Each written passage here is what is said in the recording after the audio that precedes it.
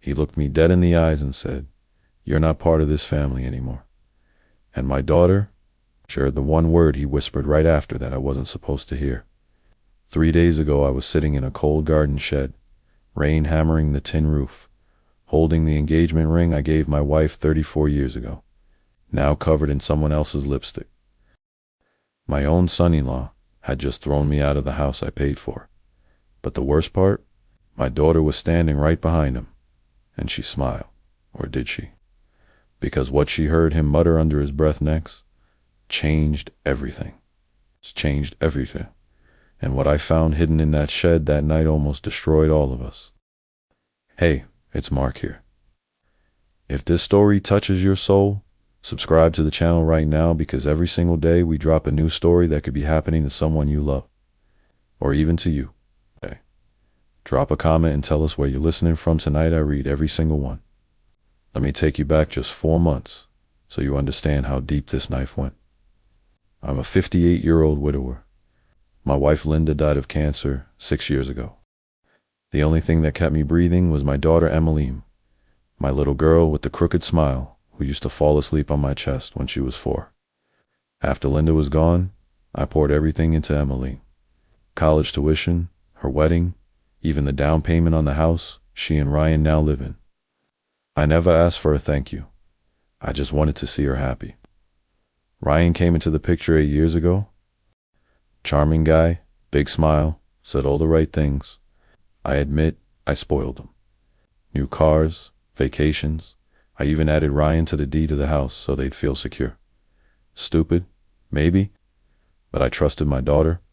I trusted love. Then came the night everything cracked open. It was a Sunday dinner like any other.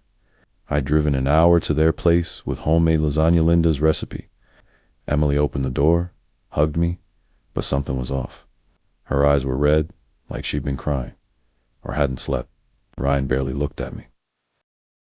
Halfway through dinner, he put his fork down and said, "It cold, flat, final. Mark, we've decided it's best if you don't come around so much anymore. You're not really part of this family." The room went dead silent. My chest actually hurt like someone punched me. I looked at Emily. She was staring at her plate, not defending me, not even looking up. I stood, legs shaking, and walked out without a word. Drove home in the rain, tears mixing with the windshield wipers. But 2 hours later, Emily called, crying, begging me to come back the next morning. Said Ryan was drunk, didn't mean it. They needed to talk as a family. I wanted so badly to believe her. False hope, it's crueler than hate sometimes. So the next day I went back.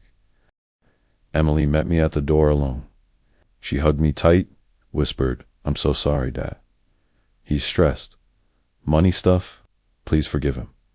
I nodded. I always nod. She said Ryan was out running errands and asked me to wait in the garden shed. He was fixing the lawnmower and left tools everywhere. I sat on an old stool, smelled oil and wet grass, staring at the ring I still wear on a chain around my neck, Linda's ring.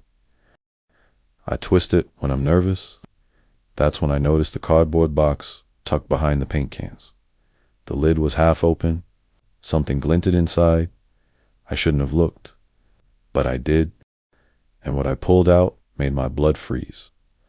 I'm still holding it in my shaking hands right now, and what Emily walked in and saw me holding next, that's when she whispered the one sentence that proved everything. Ryan said about me being not family was a lie he never wanted her to hear. The ring in my hand wasn't just stained with lipstick. It was wrapped in a red cloth I'd never seen before. I couldn't breathe. The garden shed smelled like gasoline and betrayal. Rain drumming so hard on the tin roof it felt like the sky was screaming with me. My fingers shook as I unwrapped Linda's engagement ring from that cheap, screaming red fabric. The diamond was smeared with a perfect lip print, bright, glossy, cruel. Not Emily's shade. Not even close. My heart was jackhammering so loud I almost didn't hear the shed door creak open behind me. "Daddy?" Emily's voice. Small. Scared. I spun around, the red cloth still dangling from my fists like evidence in a murder trial. Her face went white. "What? What are you holding?" She stepped closer, eyes locked on the lace, then on the ring, then on me. I tried to speak, but nothing came out. Denial hit me like a slap. Maybe it's not what I think. Maybe it's hers. Maybe she bought a new dress for Ryan. Maybe. But the lipstick, Emily only wears nude tones. Always has. Even on her wedding day. Dad. Whose is that? Her voice cracked on the last word. I finally found my tongue. You tell me him, because the last time I saw this ring, it was on a chain around my neck. How did it end up in your shed wrapped in some woman's dress? She stared at the dress like it was a loaded gun. Then something terrifying happened. She started shaking her head slow at first, then faster. No, no, no, no, no. She backed up until she hit the doorframe. That's not possible, he told me. He swore. Who swore what, Emily? Her eyes filled with tears, but they weren't for me this time. They were pure terror. Ryan said you were getting confused, that you'd been taking things, my jewelry, Mom's old stuff because you missed her so much. He said you needed help. That's why he wanted distance, to protect me from embarrassing you. I felt the floor drop out from under me. He'd been planting lies, turning my own daughter against me, making me look senile, and he'd stolen Linda's ring to do it. Thunder cracked overhead like God himself was furious. Emily reached out, fingers trembling, and took the dress from my hand. She brought it close to her face, inspected the tag, the stitching, then dropped it like it burned her. It is from some branded store. Ryan bought it. I remember because I told him it was revealing and I'd never wear a red dress like this. She looked up at me, mascara already running. He said they were for a coworker's birthday gag gift. He lied to my face. Her knees buckled. I caught her before she hit the concrete. Daddy, I believed him. She sobbed into my shirt. I let him say those horrible things to you. I'm so sorry. I held her like I did when she was 5 and scared of storms. But this storm was inside the house. Then she pulled back, eyes wide with a new kind of fear. There's more in that box, isn't there? I turned slowly. The cardboard lid had slipped further. Something black and silky peeked out. I reached in slow, like it might bite me, and pulled out a Polaroid. A woman, blonde, laughing on my daughter's bed, date stamped 3 weeks ago. Emily made a sound I hope I never hear again. But the worst part, the part that made me taste metal, was the handwritten note paper clipped to the back of the photo. From my favorite girl. Can't wait until he's finally gone for good. Emily read it over my shoulder. Her hand flew to her mouth. He's been trying to get rid of you, so he could have everything. The house, me, all of it. Rain hammered harder. Lightning lit up the shed like a crime scene. And that's when we both heard it tires on wet gravel. Headlights swept across the window. Ryan was home. Emily grabbed my wrist so hard her nails drew blood. Dad, he can't know we found this. Not yet.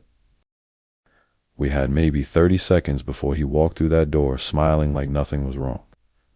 What Emily did next with that Polaroid and those panties, I'm still not sure it was the right choice. But it saved my life. Emily shoved the Polaroid down the front of her jeans and hissed, "Act normal. He cannot see our faces right now." The shed door swung open and Ryan stepped in, rain dripping from his perfect hair.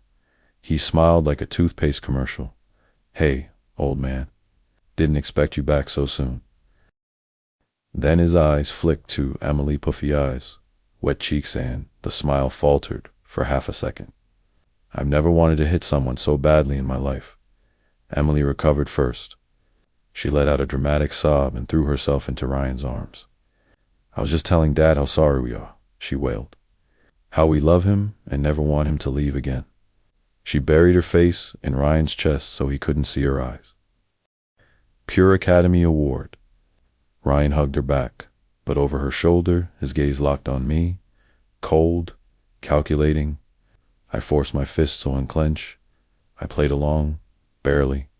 Yeah, water under the bridge, sun, The word son tasted like rust. He relaxed just a fraction and patted Emily's back. Good. Family sticks together, right? Then he looked at the cardboard box on the floor. The lid was now closed. Emily had kicked it shut with her heel while hugging him. "What's that old junk?" he asked, casual. I shrugged. Thought I'd help clean the shed while I waited. Found some of Linda's things you guys must have packed away. I let my voice crack just enough. Old, confused widower. Exactly the picture he wanted the world to see. He bought it. Smirked, actually. Yeah, we boxed up a bunch of her stuff after the funeral. Didn't want Em getting upset every time she saw it. Liar. I was the one who packed Linda's things. That box had never existed until today. Emily pulled away from him, wiping her face. "I'm going inside to wash up," she said, voice shaky. "I'll make coffee to talk." She gave me a look so quick Ryan never caught it. "Get him away from this shed." I nodded. "Let me grab my jacket from the car, Ryan. Walk with me." He hesitated, eyes back on the box, then shrugged. "Sure, let's get out of this damp." As soon as we stepped outside, Emily slipped back into the shed. I saw her through the rain-streaked window. She opened the box again, pulled out her phone, and started photographing everything. The dress, the lipstick-stained ring, the Polaroid, the note, every piece of poison he'd planted. Ryan was talking something about work stress, about how he only wanted what was best for Emily. I barely heard him. My pulse was a war drum. When we reached my car, I pretended to search for the jacket that was actually in the shed, stalling, giving her time.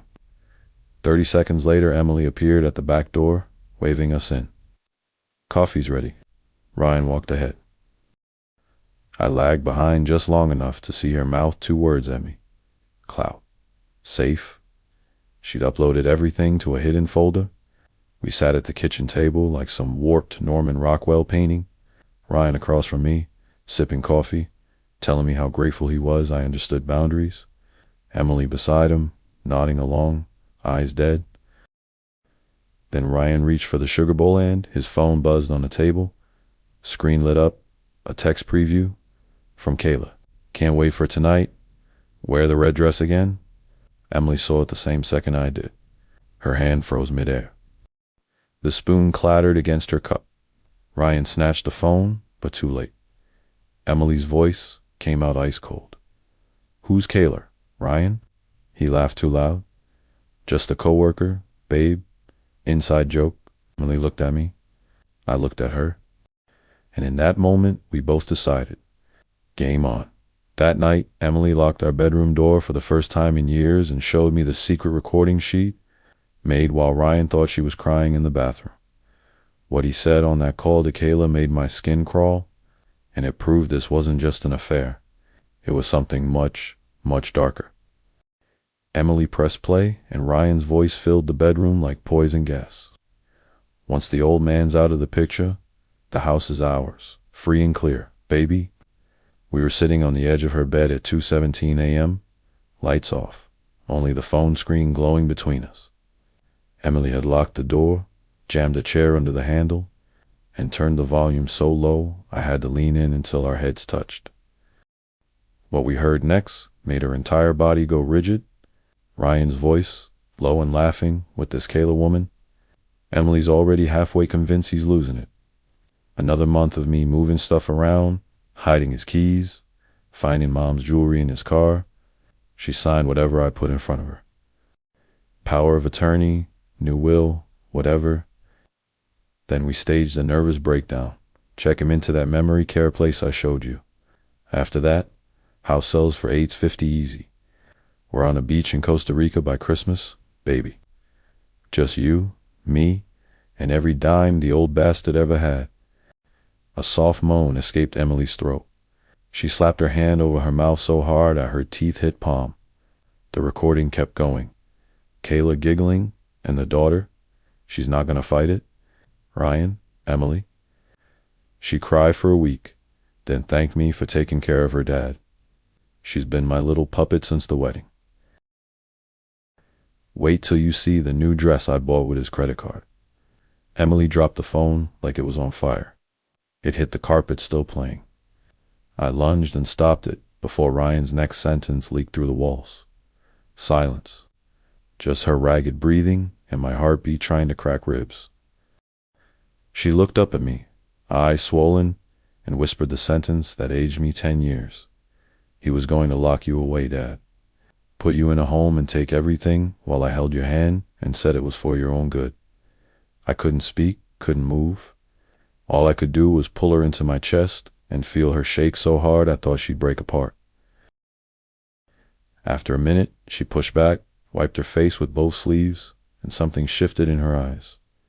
The little girl was gone. Something cold and sharp took her place. We're not running, she said. We're not hiding. He wants to play evil. We're going to burn his whole game down. But we do it smart. We let him think he's still winning, right up until the second he loses everything. She opened her notes app and started typing so fast her thumbs blurred. Step 1, I stay the perfect, obedient wife for the next 4 weeks. Step 2, you pretend to get worse. Step 3, we find out exactly how much he's already stolen. I stared at her. This is fraud, conspiracy, maybe attempted murder if he ever. She cut me off. I don't care what it is. He threatened my father. He threatened my mother's memory. There is no line anymore. Then she did something that chilled me to the bone. She opened the closet, pulled out the red dress from the shed, and laid it on the bed like a battle flag. Tomorrow morning, I'm going to thank him for this dress. Tell him I love it. Watch him squirm while he tries to figure out what I know.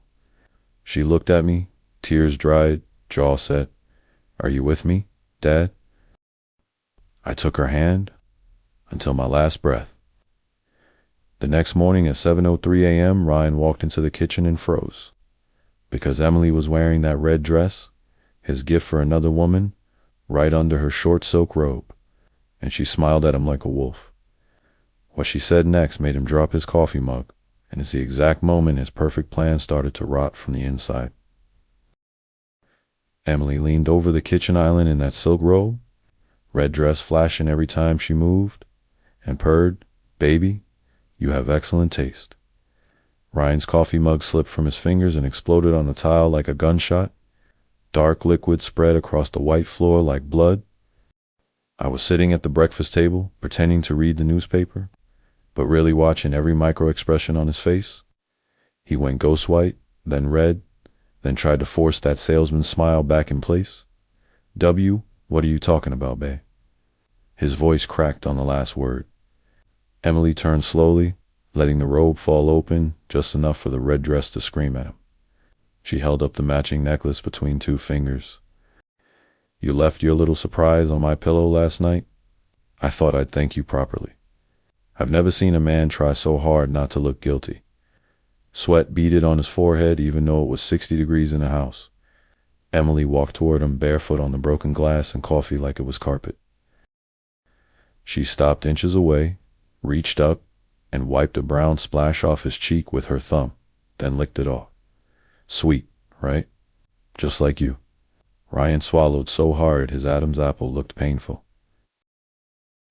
I folded the newspaper loud enough to make him jump. "Everything okay, kids?" I asked in my best confused Oldman voice. Emily never broke eye contact with him. "Perfect, Dad. Ryan was just telling me how much he loves taking care of us." He forced a laugh. Yeah, anything for my girls." That's when Emily delivered the kill shot. She leaned in and whispered in his ear loud enough for me to hear every word. "Next time you buy a dress for your wife, maybe don't leave the receipt in the pocket with Kayla's phone number on the back." His knees actually buckled. He grabbed the counter to stay upright. Emily stepped back, smiled bright as a knife. "Coffee's getting cold, babe." City sat like a dog that just got kicked. I pretended to be fascinated by the sports section while my daughter served him pancakes with a side of terror. She even cut them into perfect little bites for him. He ate every one, chewing like there was glass in them. Then Emily dropped the next bomb. "Oh, I almost forgot." She reached into the drawer, and slid a thick manila envelope across the table. The lawyer called yesterday. Something about updating the house title and your life insurance beneficiary. He said you wanted me to sign today. Ryan stared at the envelope like it was a snake, because it was. Emily had printed fake document exec forgeries of the ones he'd been trying to trick her into signing for months. Only now the beneficiary wasn't Kayla. It was a fake charity called Victims of Greedy Bastards Foundation. She tapped the papers with one red fingernail. Already signed. Just need your signature and Dad's witness mark. He looked at me. I gave him my sweetest old man smile and clicked the pen. Happy to help, son. His hand shook so badly he could barely hold the pen. Emily watched him sign his own name like she was watching him dig his grave. After he left for work, Emily locked the door behind him and finally let herself collapse. She slid down the cabinets until she was sitting in the spilled coffee and broken ceramic, hugging her knees. I knelt beside her. You okay, baby? She shook her head. I just realized I've been sleeping next to a monster for years. Then she looked up at me with pure fire. But monsters bleed, Dad. And I just made the first cut.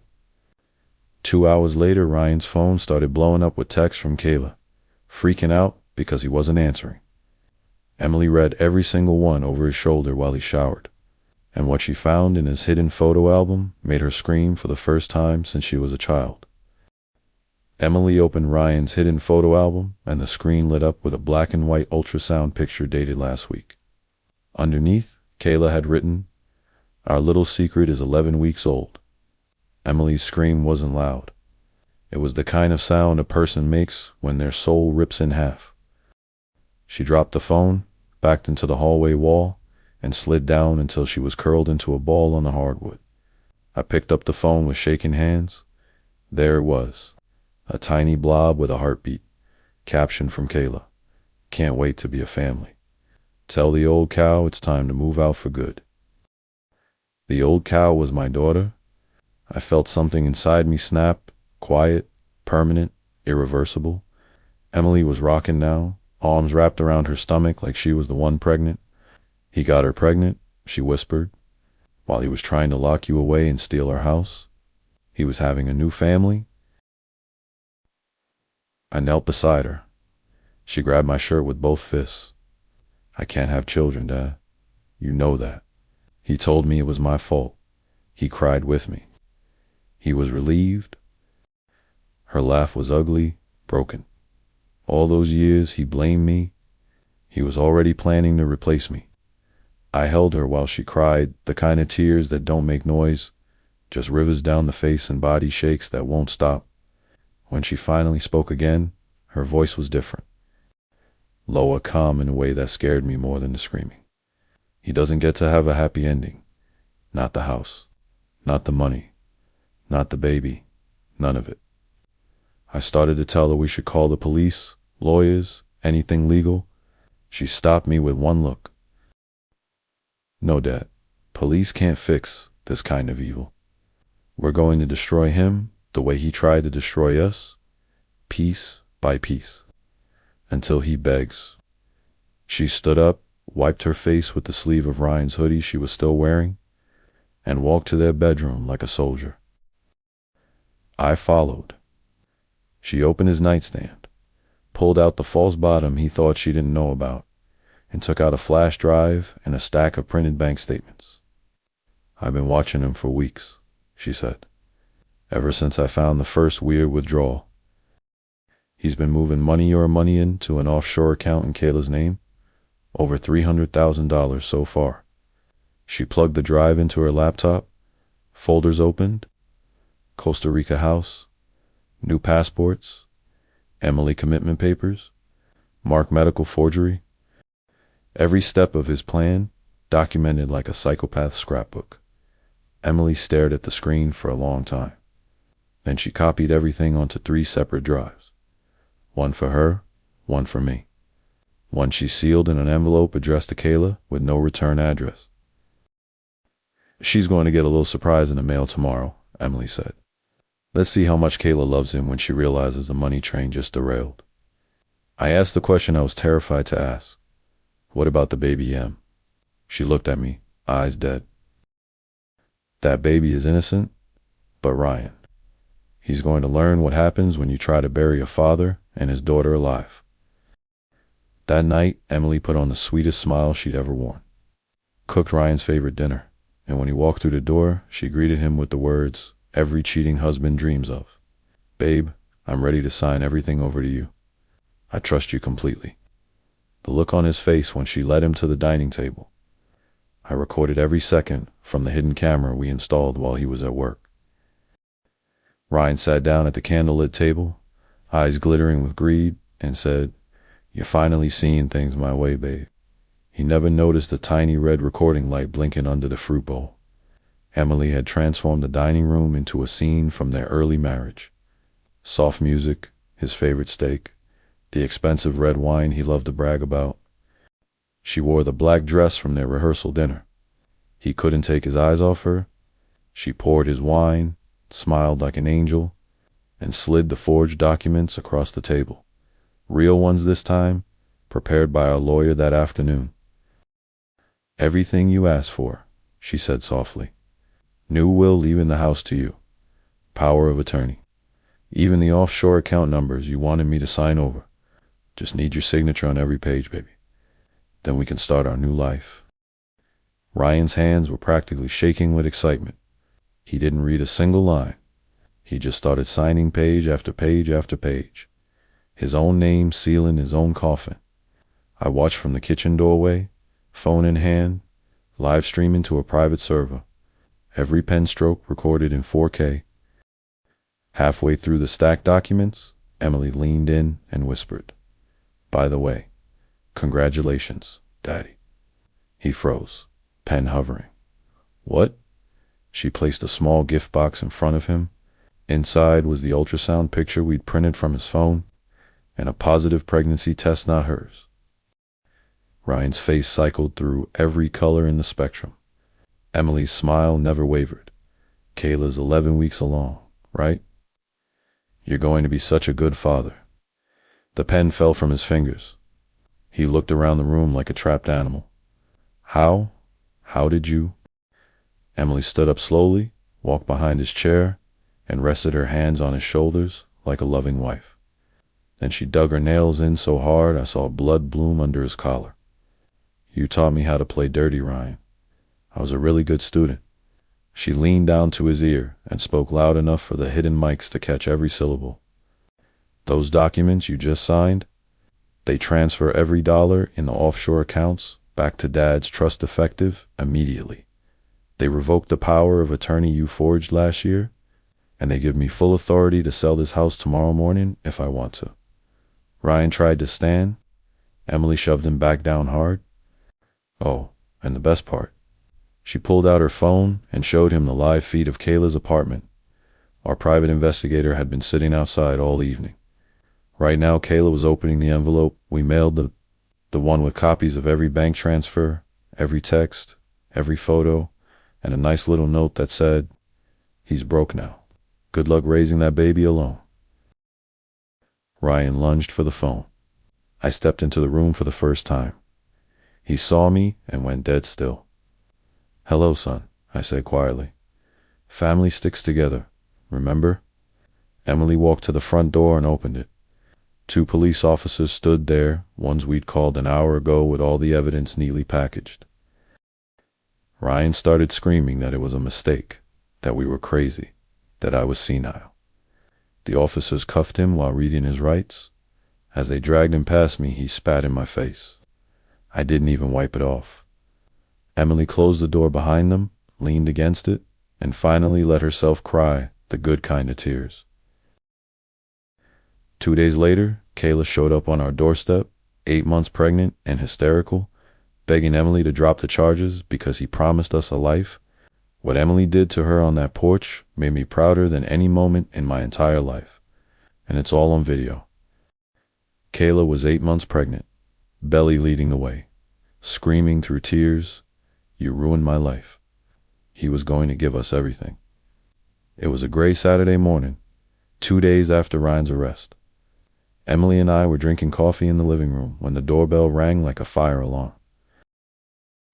Through the peephole, Kayla, blonde hair wild, face swollen from crying, wearing one of Ryan's old hoodies stretched tight over her stomach. Emily opened the door without hesitation. Kayla tried to push past her. Where is he? You have to drop the charges? The baby is coming any day. He needs to be here. Emily blocked the doorway with her body, arms crossed. No, Kayla. What the baby needs is to never meet the man who planned to drug an old man and lock him in a home for money. Kayla's mouth opened and closed like a fish. You don't understand. He loves me.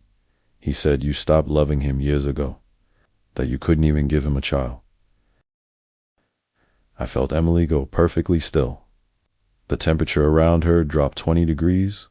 She stepped out onto the porch and closed the door behind hers, so I couldn't interfere. I watched through the window, phone recording. Emily spoke so softly I could barely hear it, but every word cut like glass.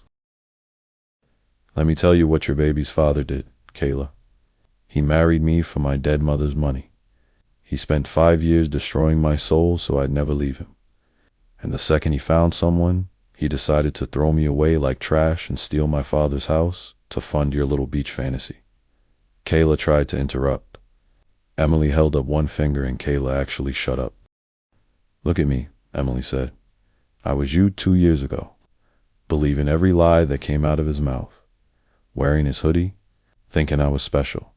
You're not special, Kayla.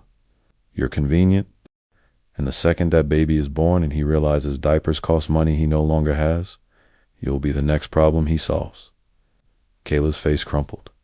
She hugged her belly and started sobbing. What am I supposed to do now? I have nothing. He paid for everything? Emily reached into her back pocket and pulled out an envelope. Inside, $5,000 cash penny we could pull together overnight. This is not from Ryan. This is from me to your little boy or girl. So you're not forced to run back to him when he makes bail. Take it, disappear. Change your name. Give that baby a chance to grow up without a monster for a father. Kayla stared at the money like it might bite her.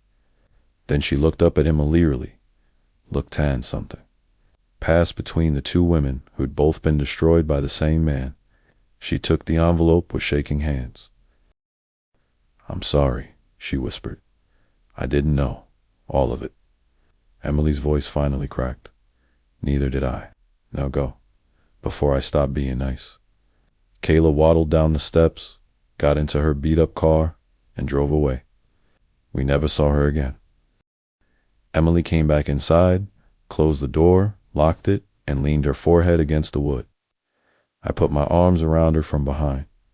You just saved 2 lives, Em. She turned, buried her face in my shoulder, and cried for the baby she never had, for the years she lost, for the girl who just drove away with her money and her forgiveness. 3 weeks later, Ryan showed up at our door with flowers and a black eye from jail, begging on his knees for a second chance. What Emily said to him that day ended up on the local news, and it's the moment millions of people realized my daughter wasn't just a victim, she was a legend. Ryan dropped to his knees in the pouring rain on our front lawn, flowers soaked, screaming, I'm nothing without you, Emily, please. 3 weeks after the arrest, bail had been posted by some sleazy cousin. All charges were still active. Fraud, theft, conspiracy, the works. Trial date 6 months out. The house was already in escrow. Emily had accepted an offer the day after we kicked him out. We thought we were done with him. Then the doorbell camera caught him at 6:42 p.m., soaked to the bone, holding a pathetic bouquet of gas station roses, face bruised from whatever happened inside county jail. Emily watched the live feed on her phone and laughed. One short, bitter bark. Then she opened the door and stepped out onto the porch like a queen. I stayed just inside, recording everything. Ryan fell to his knees the second he saw her, mud splashing up his jeans. Neighbors were already filming from windows. Half the street had their phones out. Emily, baby, I messed up. I was scared. I was stupid. Please, I love you. I'll go to therapy. I'll sign anything. I'll leave the country. Whatever you want. Just don't throw us away. Emily let him beg for a full minute. Rain plastered her hair to her face, but she didn't move. When he finally ran out of words, she spoke. Calm, clear, loud enough for every phone on the block to catch it. Us, she laughed again, colder this time. There was never an us, Ryan. There was a lonely girl who lost her mom and a predator who smelled money. You didn't love me. You tolerated me until something younger woman came along. You loved what I could give you. And now I'm taking it all back. He tried to crawl closer. She held up one hand, and he stopped like a trained dog. You want to know the funniest part? She continued. I actually considered forgiving you that first night. When Dad and I found the ring and the dress, I was very shocked. People survive affairs. But then I heard you planning to drug my father and lock him in a home so you could sell his life for a beach house. That's when I stopped being your wife and started being your karma. Ryan was sobbing now, face in the mud. I'm sorry. I'm so sorry. Sorry doesn't bring back the 5 years you stole from me. Sorry doesn't erase the nights I cried because you convinced me I was broken. Sorry doesn't give me the children I'll never have because you lied about everything. She pulled the wedding ring off her finger, the one I paid for, and threw it into the wet grass. Stand up, Ryan. He struggled to his feet, swaying. Emily looked straight into his eyes and delivered the line that went viral before the sun went down. You wanted me weak and grateful? Instead, you created a woman who will dance on your grave. Now get off my property before I have you arrested for trespassing. Again, she turned, walked inside, and shut the door without looking back. Ryan stood there in the rain for another 30 seconds, then dropped the flowers and ran. By 9 p.m., the video had 12 million views. Women were stitching it, men were silent, and someone turned Emily's last line into a sound that stayed on TikTok for months. Inside the house, Emily leaned against the closed door and finally let herself shake. I wrapped her in a blanket and held her while she whispered, I didn't know I had that in me, Dad. 1 week later, the escrow closed. We loaded the last box into the moving truck, and Emily paused on the empty porch, holding Mom's old wind chime. What she did with it next made me cry harder than the day we buried Linda. And it's how we knew we were finally free. Emily stood barefoot on the empty porch, holding Mom's weathered copper wind chime, and said, I'm not leaving her in this house with his ghosts.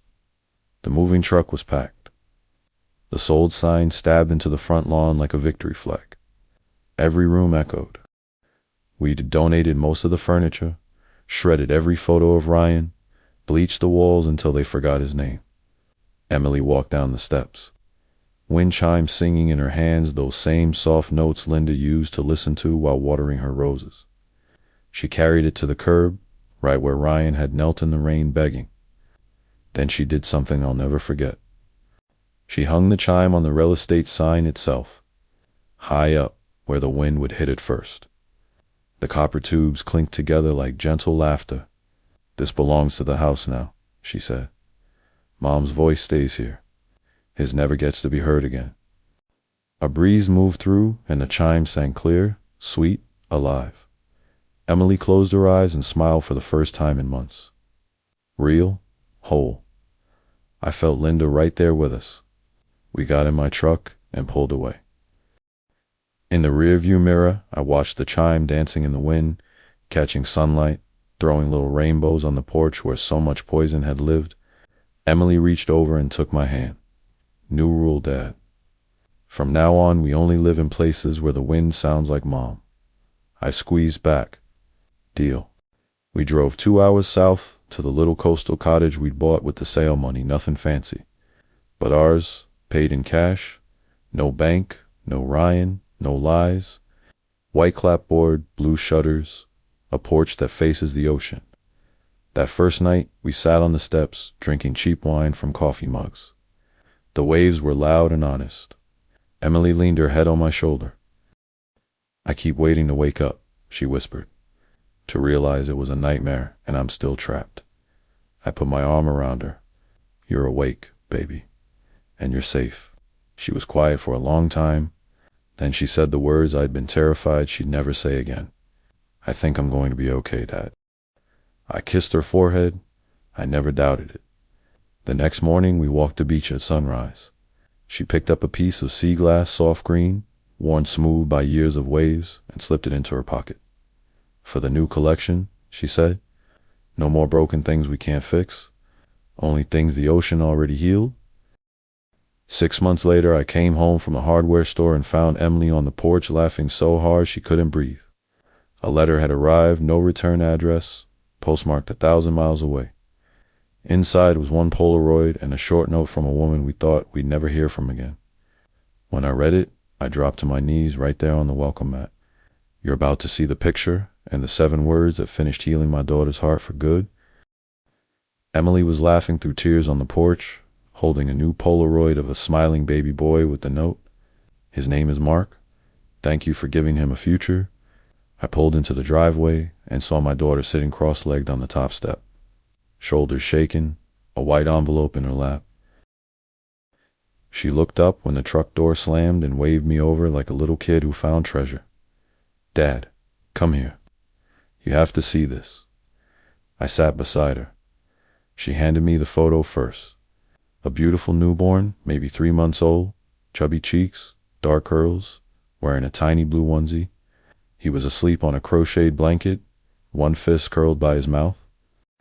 On the bottom white strip, someone had written in careful handwriting, Mark Ryan, September 14th, 2025. He never cries when the wind chimes sing. Then the note, small piece of yellow legal paper, folded twice. Emily and Mr. Mark. I changed our last name the day he was born. Ryan will never be on the birth certificate. We live in a little town where no one knows our story. I got a job at the hospital, night shift, and every penny you gave me paid for daycare so I could finish nursing school. I hung the $5,000 on my fridge for a year to remind me what kindness looks like when the world goes dark. Little Mark's first laugh was at a wind chime I bought with my first paycheck. Every time the wind blows, I tell him it's his grandma Linda saying hello. You saved 2 lives that day on the porch. We will never forget you. Thank you for teaching me that real family isn't blood. It's the people who refuse to let you drown. Kay and baby Mark. Emily was crying so hard she could barely speak. She named him after you, Dad. After you. I couldn't see the picture anymore through my own tears. All I could do was pull my daughter into my chest and rock her like she was 5 years old again. She gave him my name, I kept saying, over and over. She gave him my name. Emily laughed through the sobs. Guess you're a grandpa now, old man. We sat there until the sun went down, passing the photo back and forth like it was made of gold. Eventually Emily stood up, walked to the porch railing, and hung the Polaroid with a little clothespin right next to Mom's sea glass collection. Now he's part of the view, she said. That night we opened a good bottle of wine, the one we'd been saving for someday, and toasted 2 second chances. 2 little boys who would never know their father's poison, 2 mothers brave enough to break the cycle. Emily raised her glass. 2 never letting the bastards win, I clinked mine against hers. And 2 wind chimes that sound like Linda. 1 year to the day after we moved into the cottage, Emily walked out of her bedroom in a sundress I'd never seen, hair curled, cheeks flushed, and said, Dad, there's someone I want you to meet. The man standing behind her on the porch made my heart stop for the second time in my life, this time in the best possible way. When he shook my hand and told me why he'd been waiting 10 years to ask her out, I knew Mom was smiling down on us again. He stood there holding a small wooden box, looked me straight in the eye and said, Sir, 10 years ago your wife told me, when my daughter is finally free, you have my blessing. I opened the door and nearly dropped my coffee. The man on my porch was tall, sun-browned, wearing a simple white shirt rolled to the elbows, late 30s, kind eyes, the kind of quiet strength that doesn't need to prove anything. He was holding a hand-carved wooden box the color of driftwood. Emily was behind him, biting her lip, cheeks pink like a teenager. Dad, this is Caleb. I knew the name. Linda and I had known Caleb since he was 26. He owned a little bookstore in town where Linda used to spend hours. He'd help carry her oxygen tank up the steps when she got too weak to do it herself. He sat with her on slow afternoons while she read poetry out loud and Emily was at work. After Linda passed, Caleb kept showing up quietly. Fixed our broken gate without being asked. Left new releases on the porch with little notes. Linda would have loved this one. He never crossed the line. Never flirted with Emily while she was married. Just waited. Like he knew the storm had to pass first. Now he stood on my porch a decade later, holding that box like it weighed 1,000 pounds. "Mr. Mark," he said, voice steady, "your wife made me promise something the week before she died. She said if Emily ever found her way out of the darkness, I was allowed to love her out loud. I've been waiting for permission ever since." He opened the box. Inside was Linda's original wedding ring, the one I thought was lost forever, the one Ryan had stolen and smeared with lipstick. Caleb turned it so I could see the inside engraving we'd added on our 25th anniversary. "Mark and Linda still, yes. I found it at a pawn shop 6 months ago," he said quietly. The clerk remembered the guy who sold it, flashy, nervous, needed cash fast. I paid triple what he got. Been carrying it ever since, waiting for the right day. Emily's eyes were oceans. She hadn't known. Caleb got down on one knee right there on my porch.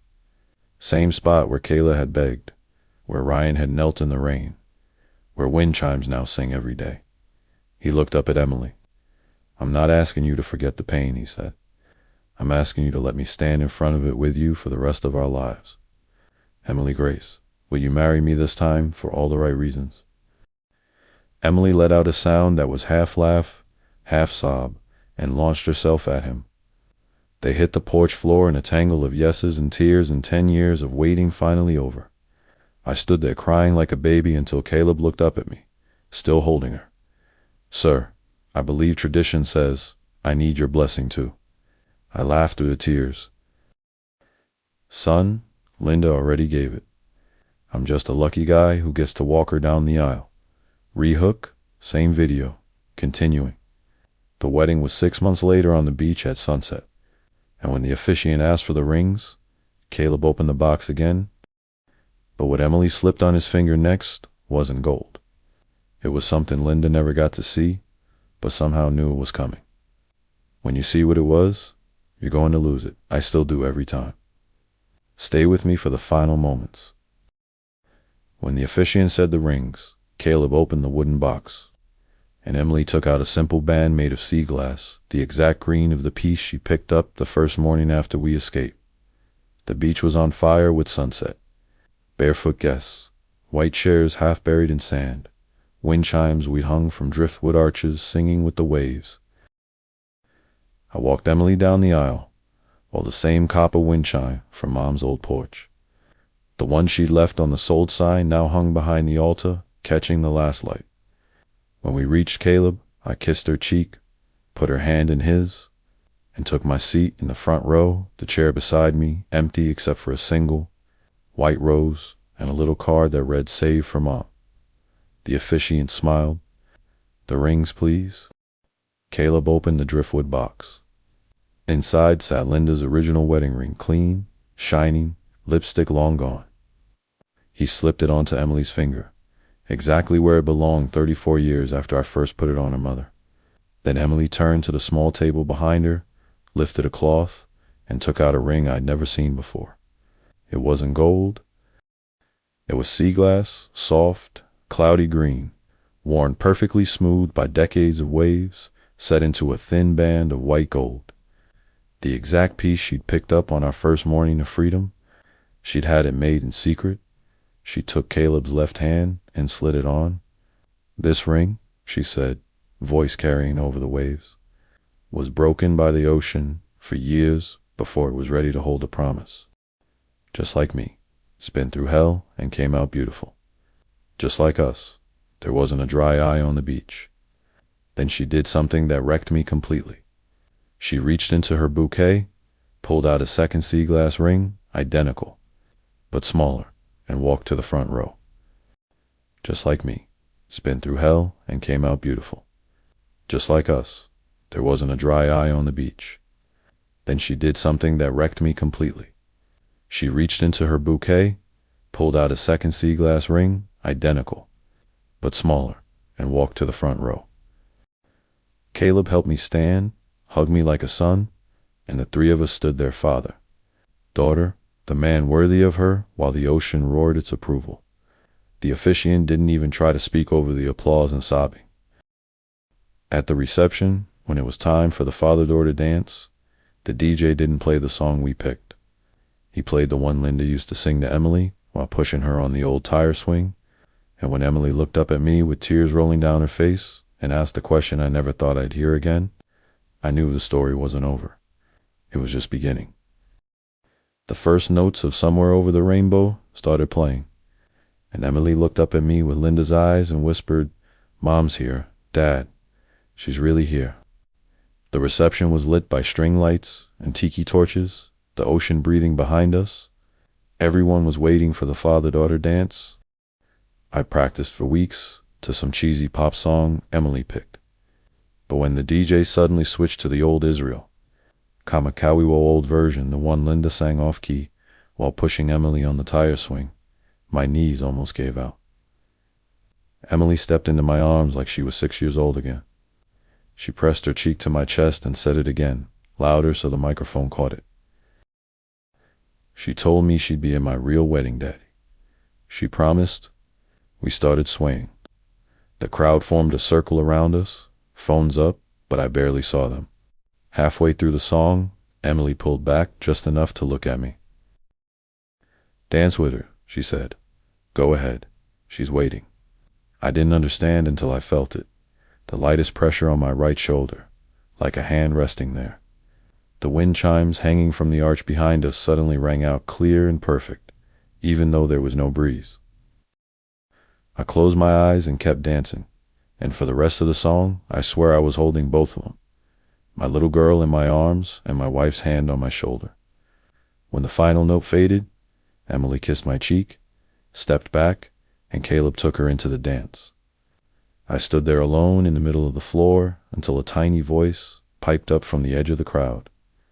A little boy, maybe 4 years old, dark curls, wearing a tiny suit, tugged on my pant leg. "Mr. Mark." He held up a crumpled piece of paper. "A lady in a blue dress gave me this and said give it to the man crying happy tears." I took it with shaking hands. It was one of those instant photo strips from the photo booth for pictures. First, Emily and Caleb enjoying. Second, me dancing with Emily, eyes closed. Third, the exact moment the wind chimes rang, you could see them blurred mid-motion. Fourth, a perfect outline of a woman in a pale blue dress standing right behind me, one hand on my shoulder, smiling like sunrise. No one else in the frame, just her. On the white border someone had written, in Linda's handwriting, I'd know it anywhere. "Still, yes, my love. Forever, yes. Go live the rest of our life." I looked up. The little boy was gone. No one remembered seeing him arrive. No one saw him leave. Emily walked over, saw the photo, and dropped to her knees in the sand. We held each other while the whole party cried with us. 2 years later, I'm sitting on the same porch where everything ended and began, telling you this story for the first time. And the final thing that happened this morning, the one that made me finally hit record and share it all with you, is waiting in my hand right now. One last page. One last miracle. This morning, the mailman handed me one single envelope with no return address. And inside was the final piece of the story I never thought I'd get to tell. I'm back on the porch of the little coastal cottage, same rocking chair, same wind chimes singing Linda's song. 2 years have passed since the wedding. Emily and Caleb live 5 minutes down the beach now, expecting their first baby in 3 months. I'm about to become a grandfather for real. The mailman, sweet kid named Jonah, walked up the steps slower than usual. He held out one small white envelope, corners soft, like it had traveled far. "No postage," he said. "Just your name. Someone left it at the post office with a $20 bill and asked me to deliver it by hand." I took it. My name was written in handwriting I didn't recognize at first. I waited until Jonah's truck disappeared before I opened it. Inside, one sheet of thick cream paper and one photograph. The photograph first. A little boy now, almost 3, standing on a porch I didn't know, holding a smaller wind chime made of sea glass. He's laughing, dark curls, wild in the wind. On the back, in the same careful handwriting from 2 years ago, little Mark took his first steps to Grandma Linda's song. He says "Gappa" every time the wind blows. We still listen for her every single day. Then the letter. Dear Mr. Mark and Emily, I was supposed to stay gone forever. But some things are bigger than fear. 3 weeks ago, I was diagnosed with stage 2 breast cancer. I beat it once before little Mark was born, but this time the bills are drowning us. I swore I'd never ask, but the hospital social worker found your story online, the one that went viral, and showed me the comments. Thousands of people wrote that your family taught them what forgiveness looks like. So I'm swallowing my pride for my son. If there is ever any way you could help even a little, I would be grateful for the rest of my life. If not, please just keep this photo and know he grew up happy because of you. Either way, thank you for giving us a future. Okay? At the bottom, she'd written a GoFundMe link and one last line. P.S. He still sleeps with the blanket from the first Polaroid you ever saw of him. I sat there crying so hard the wind chimes blurred. Then I did the only thing that felt right. I opened my phone, donated every penny I had in my savings, the last of the original house money we never touched. Then shared the link on every platform I have with the caption, "This is the baby you all helped save. Now it's our turn again. Let's finish what we started." By the time Emily and Caleb ran over an hour later, the fundraiser was at $187,000 and climbing.